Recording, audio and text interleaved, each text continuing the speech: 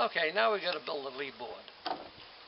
Now, even though I have a little experience with leeboards, I still don't really know the exact size and shape for leeboards. You know, you can put anything down and it'll work at least halfway. But I tried to do a little bit of research and combine that with what I do know. What I came up with is a leeboard that's going to be about 5.5 feet long, about 18 inches wide at the top, tapered down to about 12 inches at the bottom. Now, in my opinion, there's only one thing you can use for a leeboard, and that's solid wood. It's easy to shape, it's cheap, it's durable, can take a lot of abuse, and I just don't see the point in trying to use plywood and fiberglass and that stuff. Now, the ideal choice of wood for a leeboard would be white oak. It's tough and flexible, and it's just the best thing you could use. But I don't have any white oak and no easy way to get any.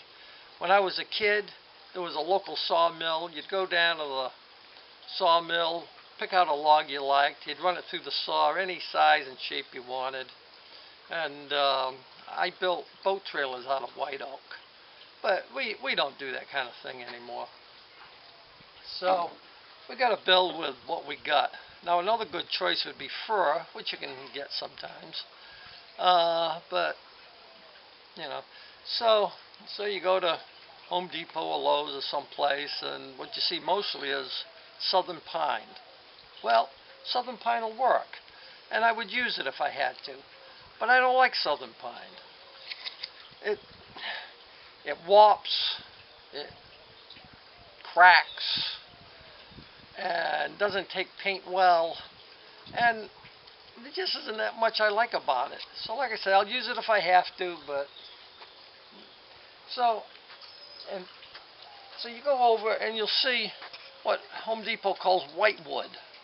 Well, there's no whitewood tree that I know of. That's just a name they use for this softer wood. And if you look over here, you'll see that it's stamped SPF. That's spruce, pine, and fir. Well, in all my years, I've never seen a piece of fir in this pile of SPF. And the spruce that they have in these piles, it's not like really good spruce. I don't know what species it is, but it's soft, it's weak, warps like crazy, and for most purposes isn't that useful. So the only thing left is pine.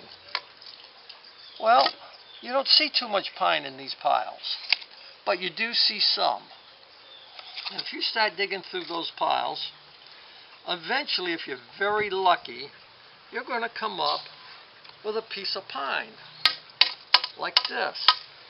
And I was able to find a piece of pine, and if you look at the growth rings on it, there's actually 40 growth rings per inch on this piece of wood.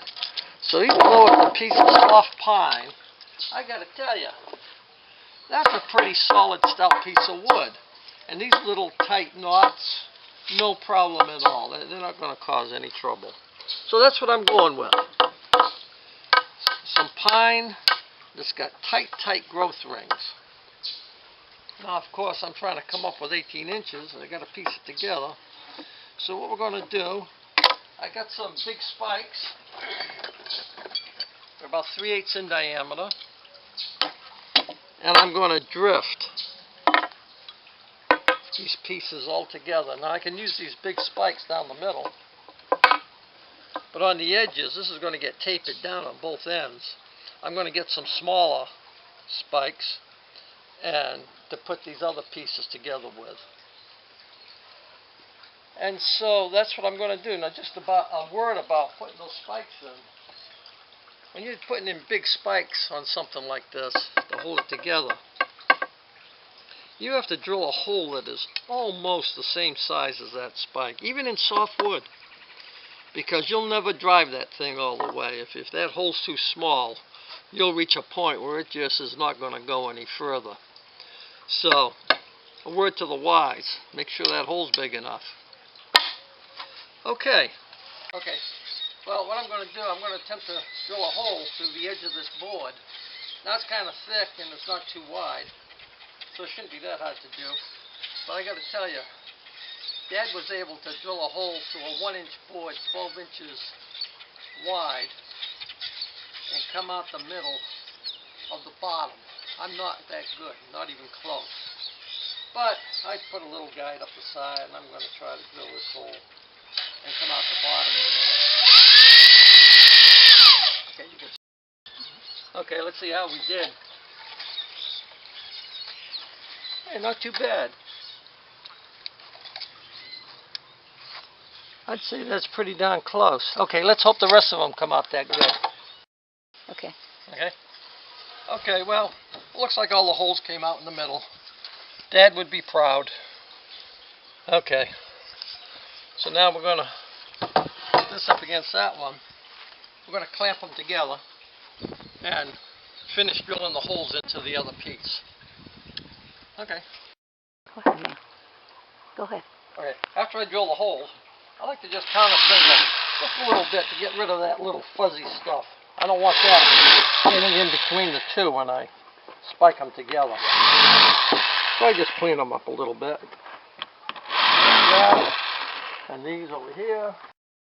Okay, I moved this project into the carport because it's got a nice flat concrete floor, and you need something really solid to pound on when you're driving these big spikes.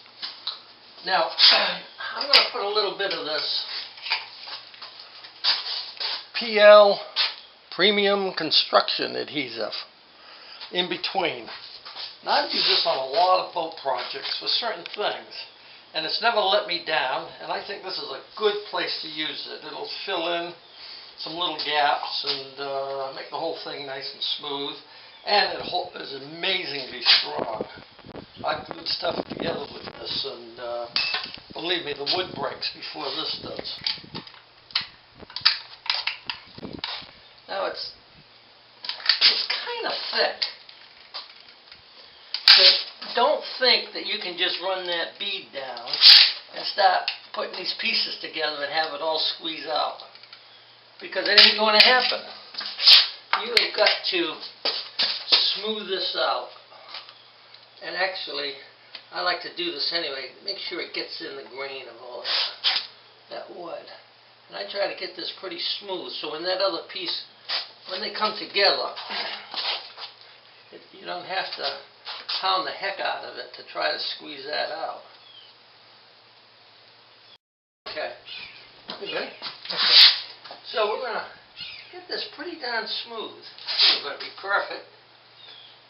But if you leave it in a big fat bead, it's very tough to push that bead down and get it all in there. So that's what we're going to do. Now we got this. I've already driven the spikes, so they're just poking through just a little bit. I'm going to set this on there, like that. And we're going to start driving these. And like I was saying, that hole was almost exactly the size of that spike. And you can see how hard it is to drive, even in that soft wood. So make sure you don't try to use too small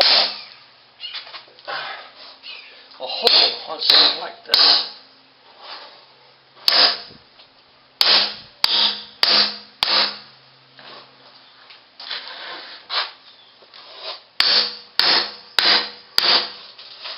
Let's see, how things looking? Yeah, it's looking good.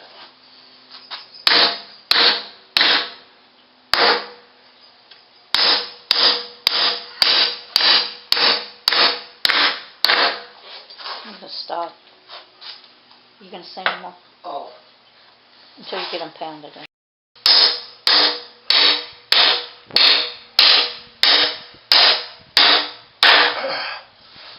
Okay. Now I'm going to take this piece of wood and just make sure it's down all the way. See, you can see that adhesive continuing to come out the more I pound it. See it coming out? Okay. You can see the adhesive coming out just a little bit all the way along. Both sides. So that's going to work just fine. Except there. We'll let it there. We'll pretend it's there. Okay, you see where we're? Mm-hmm. Okay. Now, as quick as that, we got this one nice big solid piece of wood that's going to be very strong and should do us a good job. So now, what we're going to do, we're going to add pieces. There will be a little difference though. We're going to kind of blind set these things. In other words, we're going to drive our drifts in, and then we're going to drill in the other piece of wood and drive that piece of wood over all of those drifts sticking out at the same time, and drive it all at once, right over those other ones. That way there's no, because this is going to be shaped and be pretty thin on the edges. So now we've got to be careful about these things getting too close to the surface. But that's the way that looks for now. Now I got to go to the store and get some more drifts. I haven't got enough for that size. Okay, we'll let that go. And that adhesive, it sets up pretty good. A couple hours, you can scrape that all off nice and sand it. And like I say, I've used it a lot on boats and with very good success. Okay, well, while I was thinking about adding these other pieces, I was thinking, well, I got to get some smaller drifts to put in here. But even though they're smaller, because the wood's going to be shaped to be quite thin on the ends, I was kind of worried about hitting those drifts when I start shaping. And then all of a sudden I had what I think is a good idea. I thought if I made those drifts out of fiberglass rod like this, which I have plenty of, then I can just drive them in the normal fashion, and when I'm shaping the board and grinding it down, if I hit these fiberglass rods, it's not going to make a bit of difference. So that's what I'm going to try. I've never done it before. I just had the idea a few minutes ago. I'm going to try it, and we'll see what happens. Go. Okay, there we have it. All the pieces glued and fastened together. I think it looks pretty darn good. So now we got to shape it.